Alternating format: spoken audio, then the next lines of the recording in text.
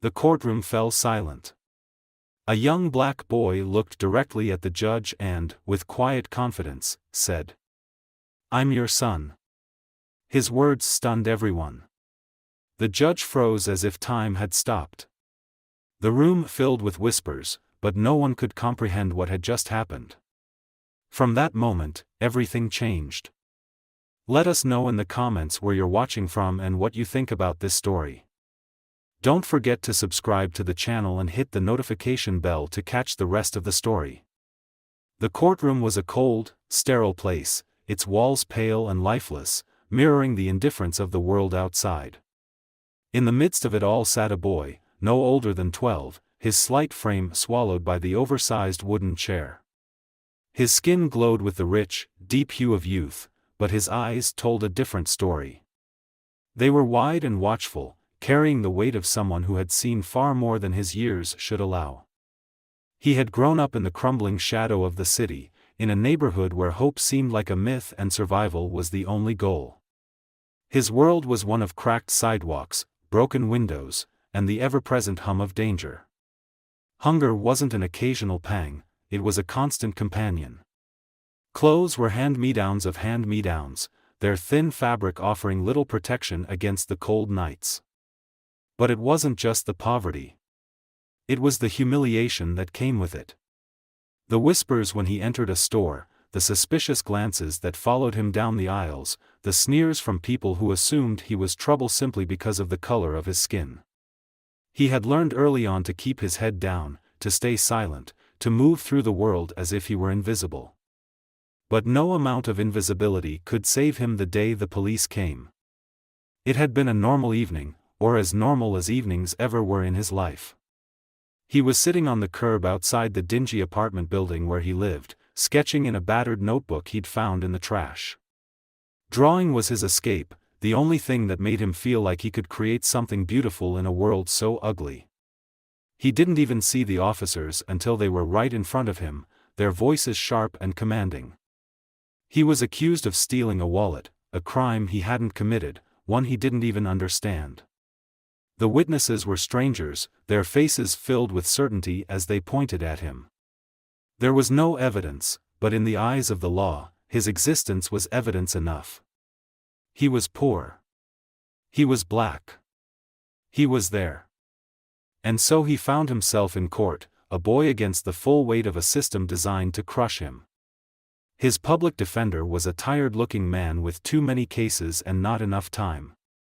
The boy didn't understand most of the words being spoken in the courtroom. Felony. Probable cause. Disposition. They might as well have been a foreign language. All he understood was the looks. The prosecutor's glare, as if he were a pest to be squashed. The judge's impatience, as if she had better things to do than deal with him. Even the jury, 12 faces that should have represented fairness, seemed uninterested in his side of the story. He could see it in their expressions, they had already decided. To them, he wasn't a child. He wasn't even a person. He was just another statistic. But what hurt the most were the whispers. In the back of the courtroom, spectators murmured among themselves, their voices low but cutting. "Where's his family? Probably a gang kid. They're all like that." The boy lowered his head, gripping the edge of the chair until his knuckles turned white. He wanted to scream, to tell them that he wasn't like that, that they didn't know him. But he had learned a long time ago that no one listened when kids like him spoke. He thought about his mother, though he hadn't seen her in years. She had disappeared when he was just a baby, leaving him to bounce between foster homes that were more about collecting checks than offering care. He didn't even know her name. All he had was a faded photograph, tucked deep in his pocket, of a smiling woman holding a newborn. He carried it everywhere, even though the edges were worn and the image was nearly unrecognizable. Sitting in that courtroom, he clung to that photograph in his mind. It was his anchor, his reminder that he had come from someone, even if the world tried to tell him otherwise. He had no idea that his life was about to change forever, that the next person to walk through the courtroom doors would be the very woman from that photograph. For now, he was just a scared boy, fighting a battle he didn't understand against a system determined to crush him. The courtroom door swung open, and the sound of heels clicking against the marble floor filled the silent chamber. The judge had arrived.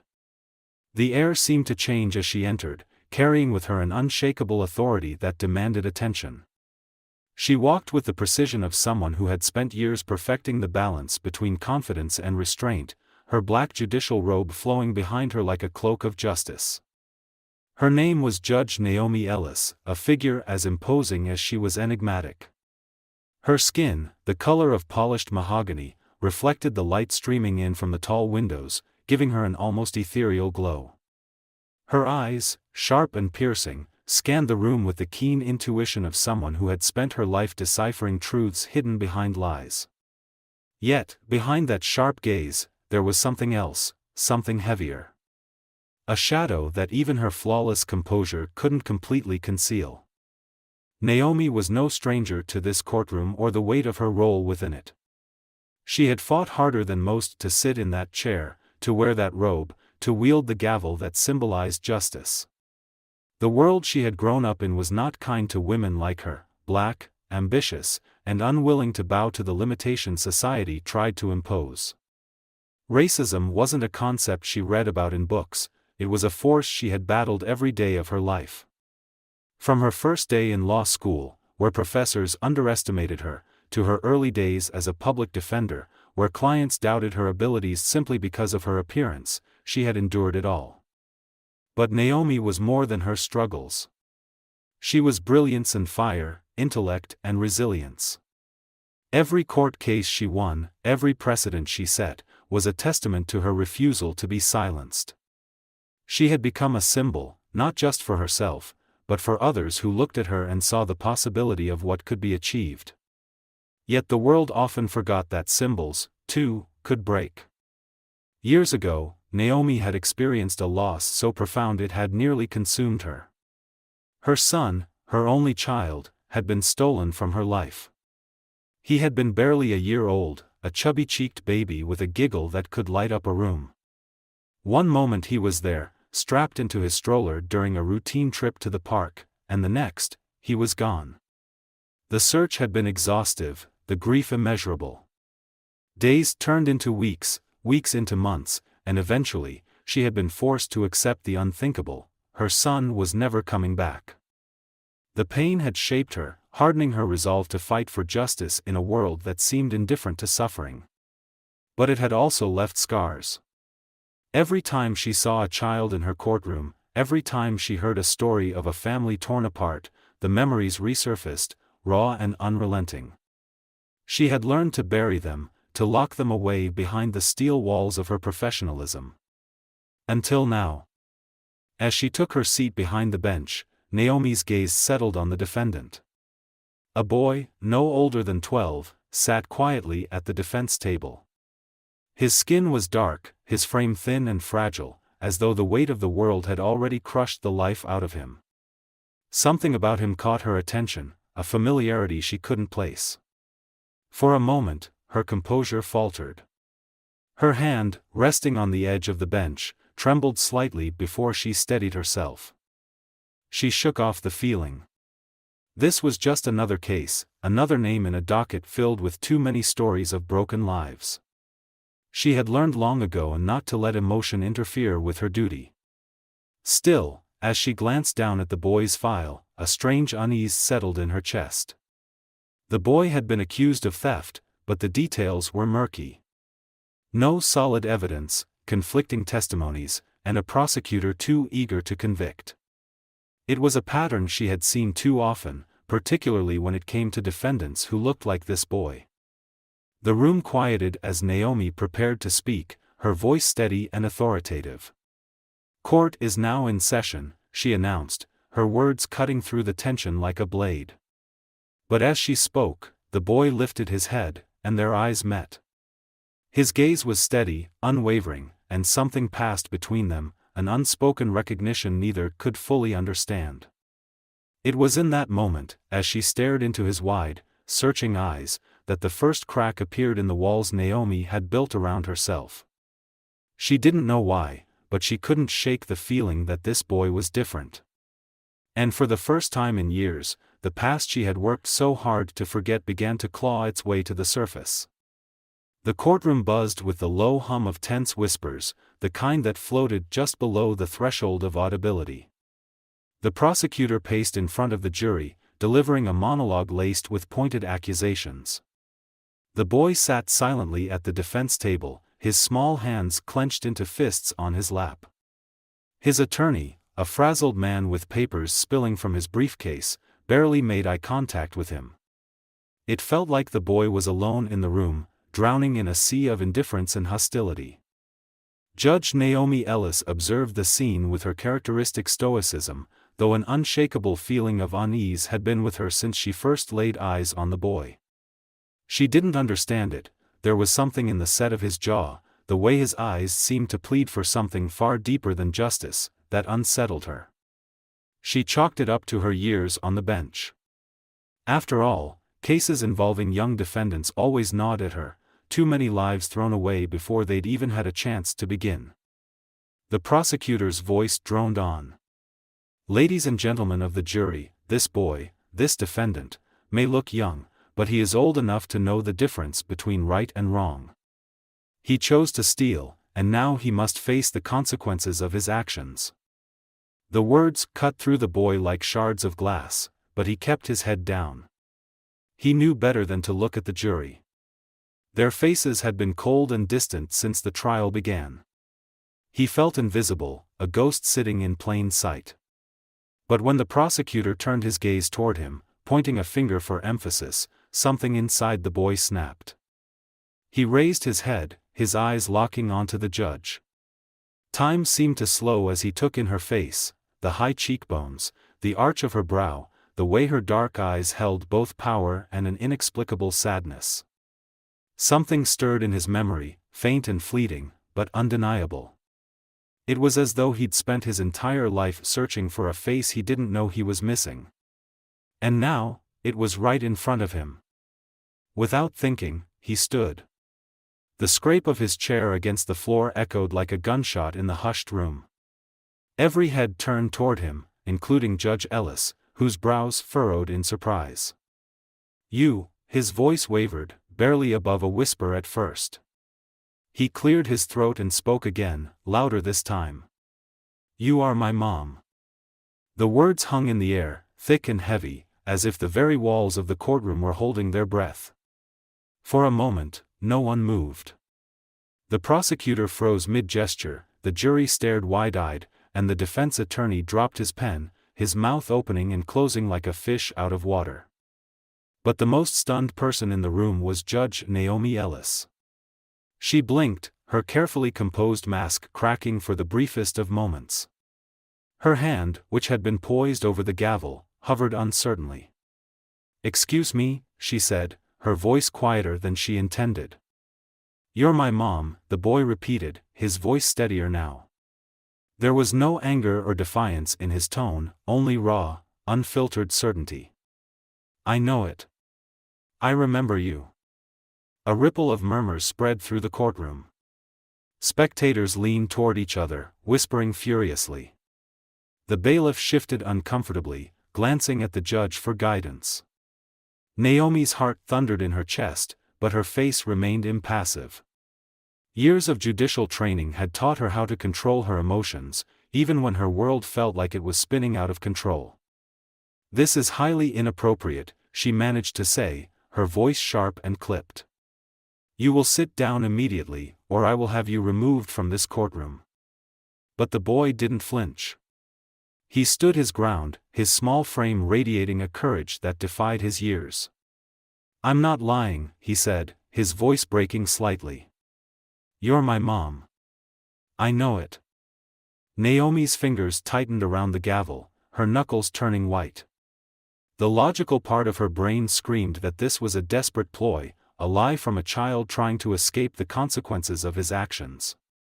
And yet, there was something in his voice, something so achingly familiar, that it froze her in place.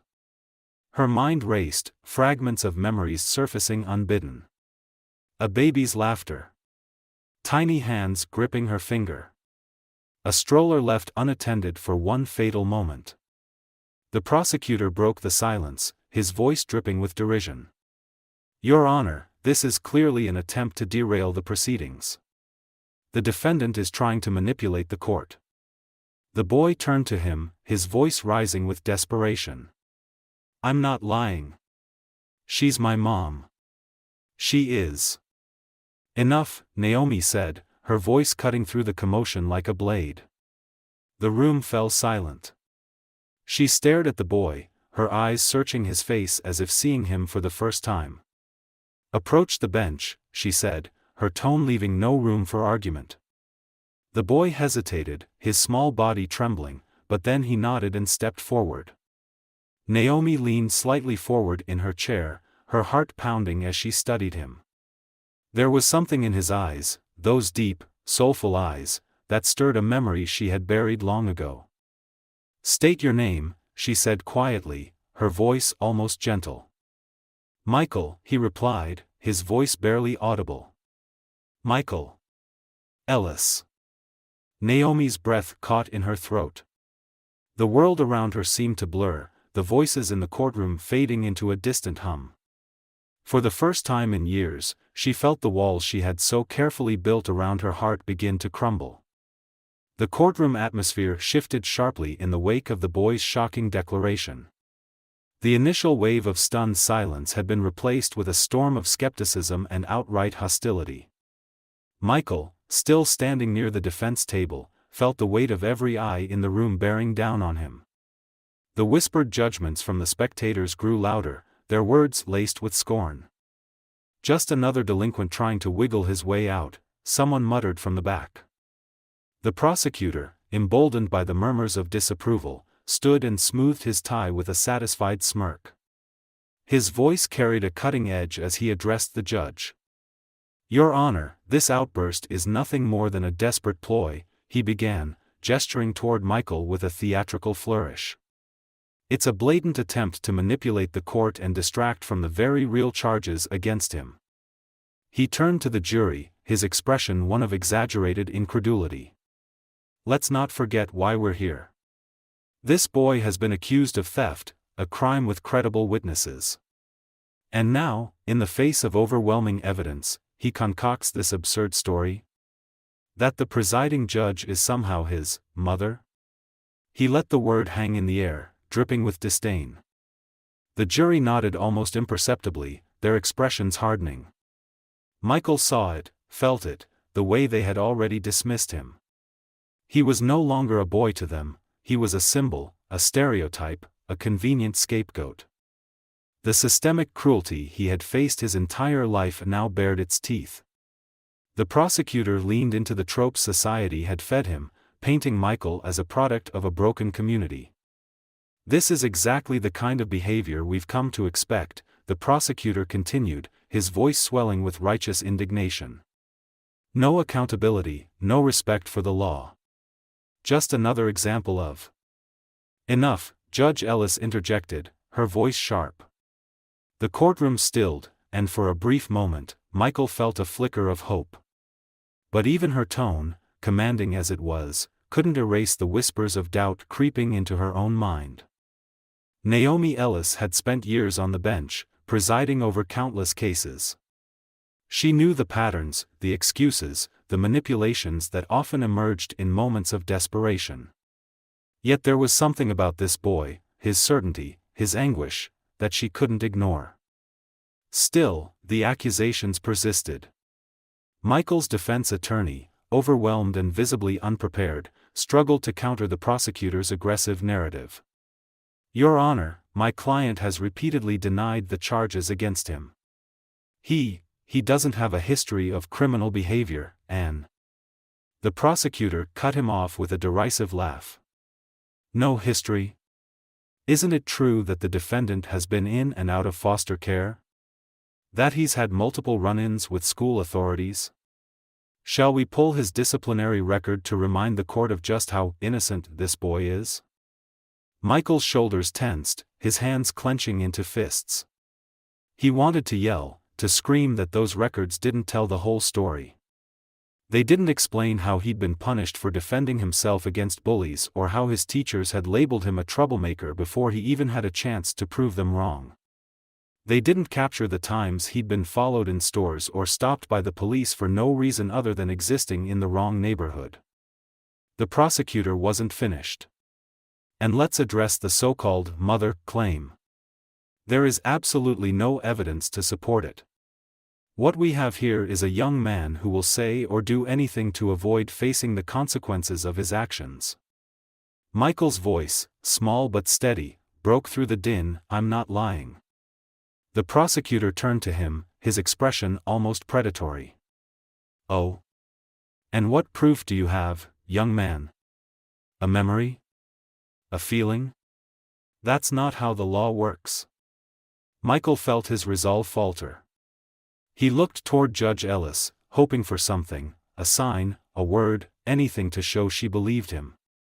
But her face remained unreadable, a mask of judicial impartiality. The cruelty extended beyond the courtroom. As the case garnered attention, the media latched onto the story, spinning it into sensational headlines. "Street kid claims judge is his mom, a desperate lie," screamed one. Social media exploded with venomous commentary. Strangers who had never met Michael or known his story felt entitled to judge him. "He's just another thug looking for a way out," one comment read. "Probably doesn't even know who his real mom is," wrote another. Michael tried to block it out, but the words lingered. They followed him like shadows, even when the courtroom emptied and he was left alone with his thoughts. Judge Ellis watched the boy closely, her own mind a battlefield of logic and emotion. She had been in his shoes once, misunderstood, underestimated, written off by a world too quick to judge. But her position demanded neutrality, and neutrality didn't allow for instinct or empathy. As the gavel struck to adjourn the session, Michael sat back in his chair, his head hanging low. The prosecutor's words had landed their blows, each one chipping away at the fragile hope he had dared to feel. In that moment, he wasn't just a boy on trial for a crime he didn't commit. He was the embodiment of a system that had failed him time and time again, a system that saw him as guilty before he ever spoke a word. The courtroom was empty now, the heavy silence replacing the earlier chaos. Judge Naomi Ellis sat alone at her bench, the dim evening light casting long shadows across the room. The boy's words still echoed in her mind, refusing to fade. "You are my mom." She had heard every kind of lie and every desperate plea in her years as a judge, but this felt different. There had been no cunning in his eyes, no trace of manipulation in his voice. Instead, there had been raw emotion, hope and pain interwoven, as though those words had cost him everything. Naomi leaned back in her chair, her hands gripping the armrests tightly. She told herself she couldn't afford to be distracted, that this was just another case. Yet, no matter how much she tried, her thoughts kept circling back to him. Michael. The name rolled around in her head like a distant memory she couldn't quite grasp. She pulled a folder from the stack on her desk and flipped it open. His file was thin, too thin to tell the full story of his life. A dozen foster homes. A list of minor disciplinary infractions from school. An accusation of theft with no real evidence to support it. The boy had slipped through the cracks of every system meant to protect him, just like so many others. But it wasn't the details in the file that held her attention. It was his face. She hadn't noticed it at first, but now, every time she closed her eyes, she saw it. His features were hauntingly familiar, so familiar they made her chest ache. The curve of his jaw, the shape of his nose, the intensity in his dark eyes. She had seen those eyes before, but where? And then she knew. Her breath caught as she reached into the hidden compartment of her desk drawer. From it, she pulled a photograph, its edges worn and frayed from years of being handled. It was the only picture she had of her son. In it, she was holding him as a baby, his small head resting against her shoulder. His eyes, wide and curious, stared back at her, the same deep brown as Michael's. The photograph shook in her trembling hands. Could it be? Could the boy in her courtroom truly be the child she had lost so many years ago? The logical part of her brain screamed against it. The odds were astronomical. But logic couldn't quell the faint glimmer of hope that had begun to bloom in her chest. Naomi's mind raced back to the day her son had been taken. It was a memory she had locked away for years, but now it came flooding back with painful clarity. She had been at the park, distracted for only a moment. A moment was all it took. She had turned around to find the stroller empty, her baby gone. The search had consumed her life for months. Police investigations, missing posters, sleepless nights spent combing through every lead, she had done it all. But as the months turned to years, the trail grew cold, and hope turned to despair. She had been forced to accept what she thought was the truth: her son was gone forever. But now there was a chance. A slim, fragile chance that he was still alive, sitting in her courtroom, calling her his mother. Naomi knew what she had to do, but the weight of the decision bore down on her. Ordering a DNA test would be a risk, not just professionally, but personally. If the test came back negative, it would shatter the delicate hope she had only just allowed herself to feel. And if it came back positive? She didn't let herself finish the thought. Instead, she picked up the phone and made the call. "I need a court-ordered DNA test," she said, her voice steady despite the storm brewing inside her. She gave the necessary details, her tone crisp and professional, but when she hung up, her hand lingered on the receiver. The walls of her chambers, so familiar and comforting, now felt suffocating. She needed air. Rising from her chair, she stepped out onto the small balcony overlooking the city. The cool evening breeze brushed against her face, but it did little to calm her. What if she was wrong? What if she was setting herself up for heartbreak?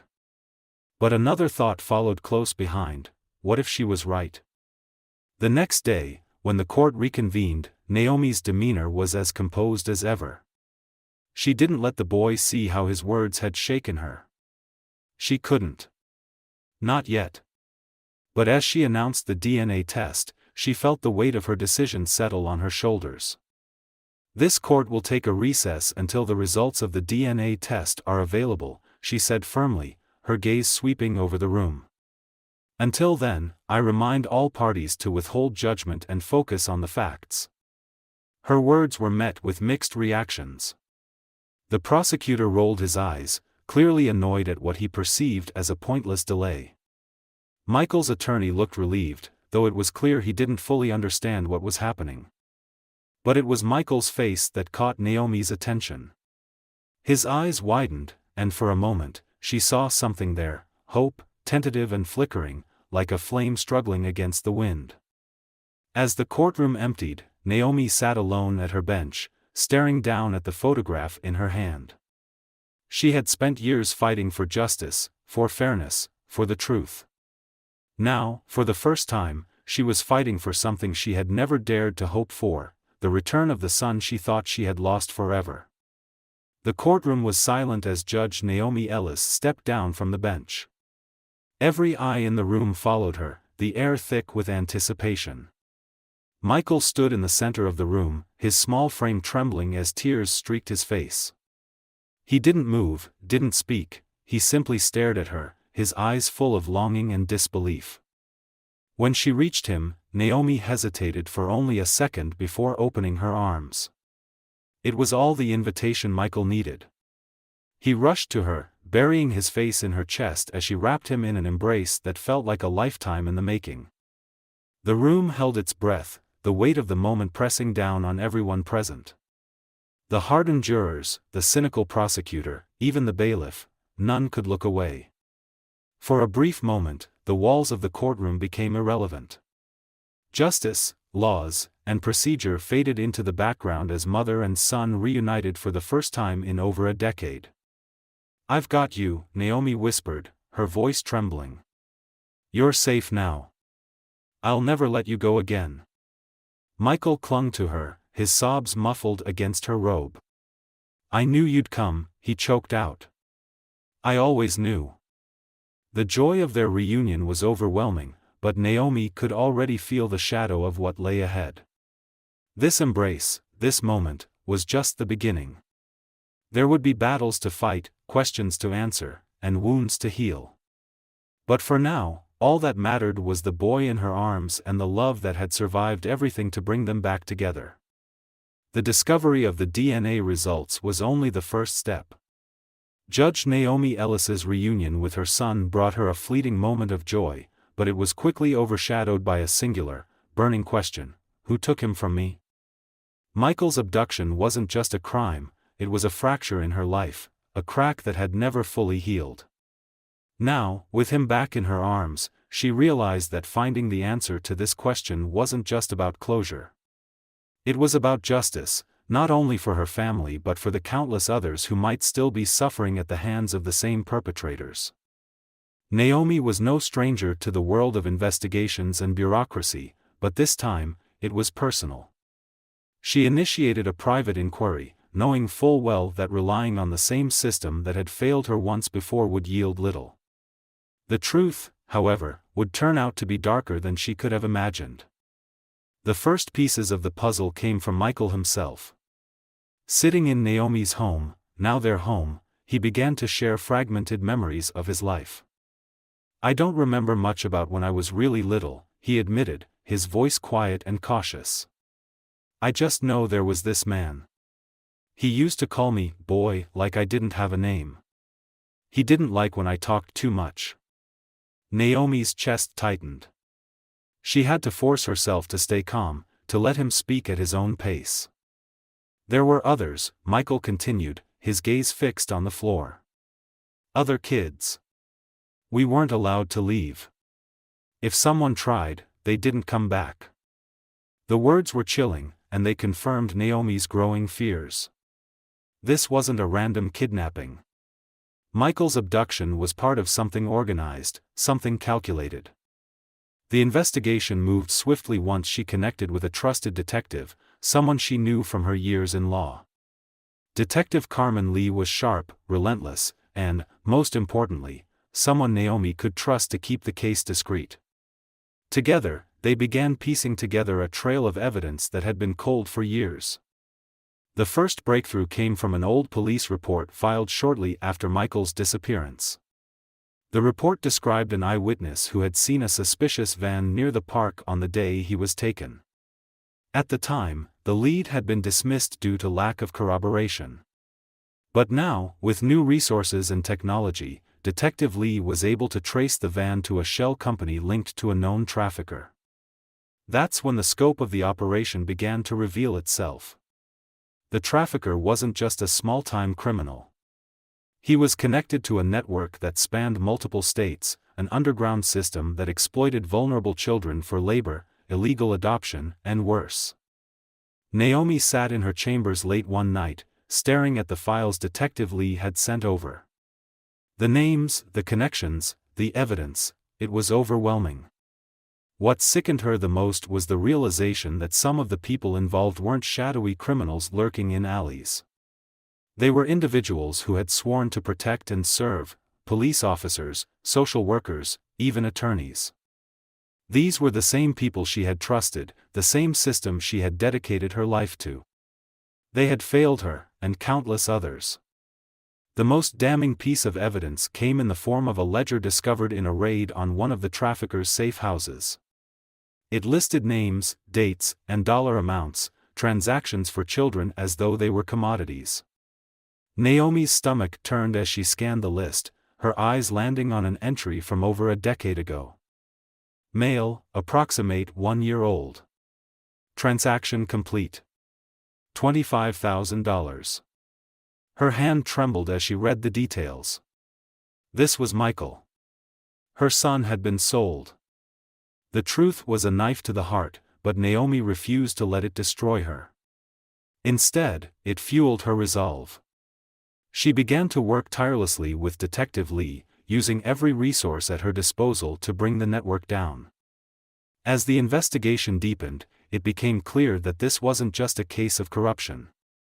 It was a systemic failure, a web of greed and exploitation that preyed on society's most vulnerable. Naomi's courtroom became the epicenter of justice, as she presided over case after case, dismantling the operation piece by piece. But the cost of the truth weighed heavily. Michael, despite his strength, struggled to process the revelations about his past. Nightmares plagued him, memories of dark rooms and cruel faces resurfacing in his sleep. Naomi stayed by his side, offering him the love and support he had been denied for so long. One evening, as they sat together in the living room, Michael turned to her, his voice trembling. "Will they ever stop hurting people?" Naomi placed a hand on his shoulder, her eyes fierce with determination. "Not as long as I'm here," she said. "Not as long as I can fight." The road ahead was long, and the scars left by the truth would never fully heal. But Naomi and Michael both understood one thing: justice was no longer just an ideal. It was a promise, one they would keep, no matter the cost. The revelations about Michael's abduction and the trafficking ring shook the foundations of the community, exposing a network of corruption that had operated in the shadows for years. Judge Naomi Ellis and her son became the faces of resistance against this system, their story a symbol of resilience and justice. But with this newfound visibility came a dangerous backlash. The first sign of trouble came in the form of anonymous letters. At first, they were vague, filled with cryptic warnings to stay silent and let things go. But soon, the threats became more personal, mentioning Naomi and Michael by name. Naomi's position as a judge had always drawn scrutiny, but now, she was a target. The media, once a source of support, turned divisive. While many hailed Naomi as a hero, others criticized her, accusing her of bias and overreach. "She's using the bench to settle personal scores," one commentator sneered on national television. The headlines were ruthless: judge or vigilante. The line between justice and revenge. For Michael, the fallout was even more personal. At school, whispers followed him down the hallways, and classmates either avoided him or bombarded him with invasive questions. Teachers, once sympathetic, seemed uneasy, as if his presence alone was a liability.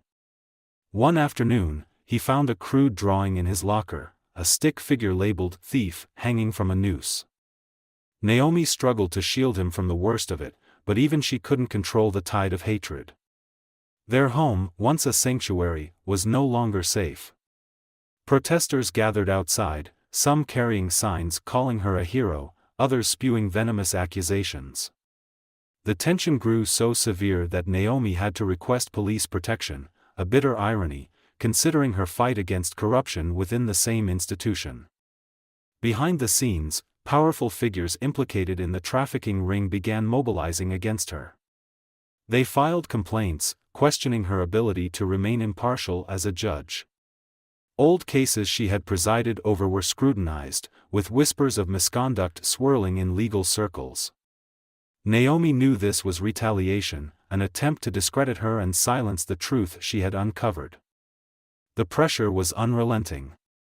Michael's nightmares returned with a vengeance, and Naomi's own sleepless nights grew longer. Still, she refused to back down. Each threat, each insult only steeled her resolve. She had spent her life fighting for justice, and she wouldn't let fear dictate her actions now. One evening, as they sat together in their dimly lit living room, Michael turned to her, his voice hesitant. "Why do they hate us so much?" Naomi looked at him, her heart aching. "Because the truth scares people," she said softly. "And when people are scared, they try to destroy what they don't understand." "But we're not doing anything wrong," he said, his voice cracking. "No, we're not," she replied, her hand resting gently on his shoulder. "And that's why we have to keep going. Because the only way to change things is to show them that we won't be silenced." The road ahead was uncertain, and the dangers were real. But Naomi and Michael had faced loss, pain, and injustice before, and they had survived. Together, they would weather this storm, no matter how fierce it became. Their fight was far from over, but they were determined to see it through, no matter the cost. The courtroom was packed for the final hearing. The culmination of months of relentless investigations, countless sleepless nights, and unyielding determination had led to this moment.